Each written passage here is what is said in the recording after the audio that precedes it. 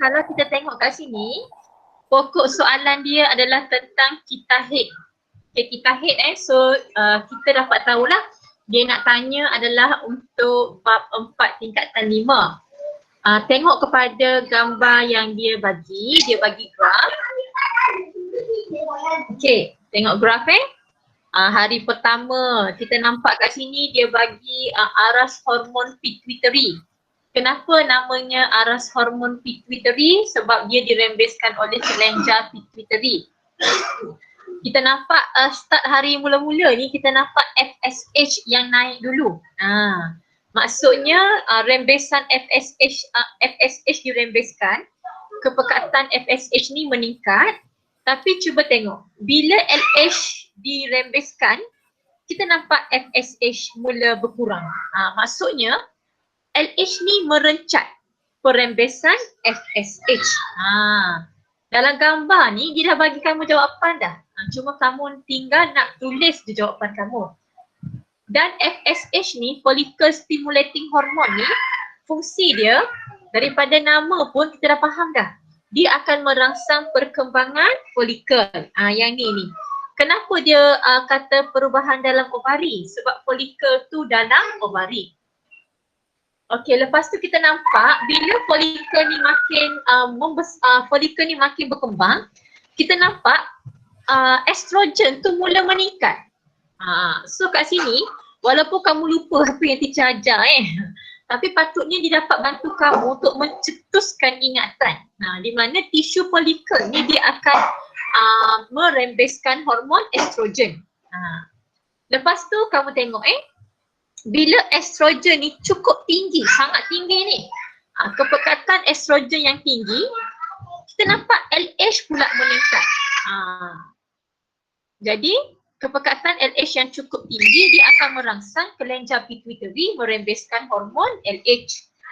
Dan cuba tengok, bila berlaku ovulasi ni, pembebasan usik sekunder ke dalam tube fallopian ni, kita nampak masa ni LH cukup tinggi.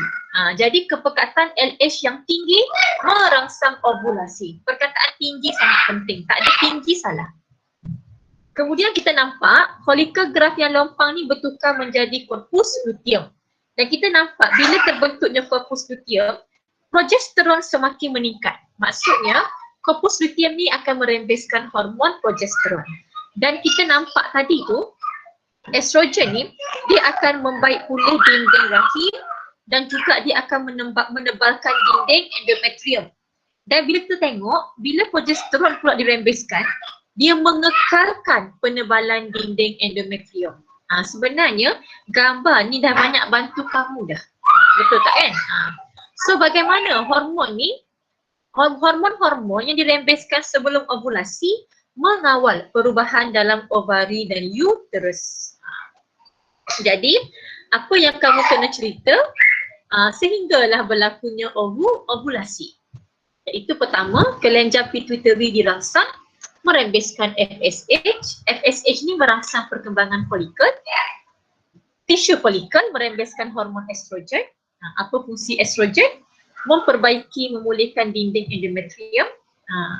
Aras estrogen yang tinggi merangsang perembesan LH.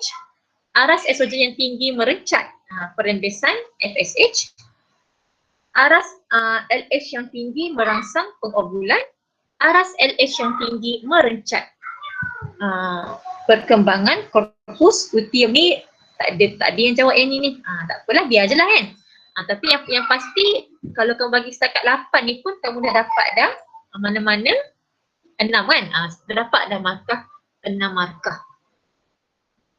Okey, boleh Jelas? Jelas tak untuk kita hit? Jelas je. Okey, alhamdulillah. Okey, bagus. Jelas je. Okey, so kita pergi kepada 7A2. Siapa nak baca soalan? Zurhanis.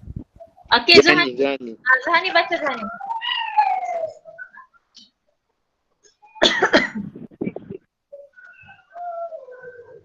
Okey, Zurhani. B je. Ya, A2.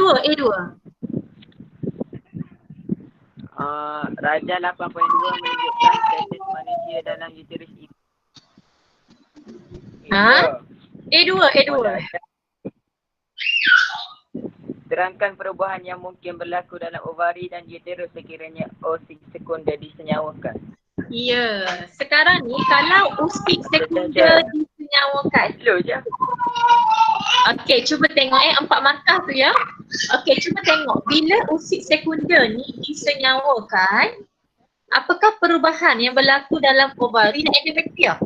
Jadi kalau dalam ovari, maksudnya saiz corpus luteum ni akan terus membesar. Jadi lebih perembesan hormon progesteron. Bila banyak progesteron ni kan dia akan mengekalkan penebalan dinding endometrium. Kenapa? Bersedia untuk penempelan embrio. Okey, siapa nak baca skema? Siapa nak baca skema? Hamzah lah, Hamzah. Cikgu dia. Ya, Dika. Okey, Hamzah. Saiz corpus luteum semakin bertambah, aras progesteron semakin meningkat, mekanisme suap balik negatif berlaku, aras progesteron yang tinggi menyebabkan rembesan FSH direncak. Betul, merancakkan perkembangan folikel yang lain, penebalan dinding endometrium dikekalkan, bersedia untuk penempelan embrio. Okey, boleh faham tak yang ini? Senang je tak? Kena ingatlah yang kat sini. Tapi apa senang je, berlaku teacher. kalau tak ada persenyawaan? Jadi saiz corpus luteum akan semakin mengecil lah. Aras progesteron semakin berkurang. Jadi penebalan dinding endometrium tak dapat dikekalkan. Jadi dinding endometrium akan luluh dan bermulalah keluar darah head, bermulalah kita head yang seterusnya.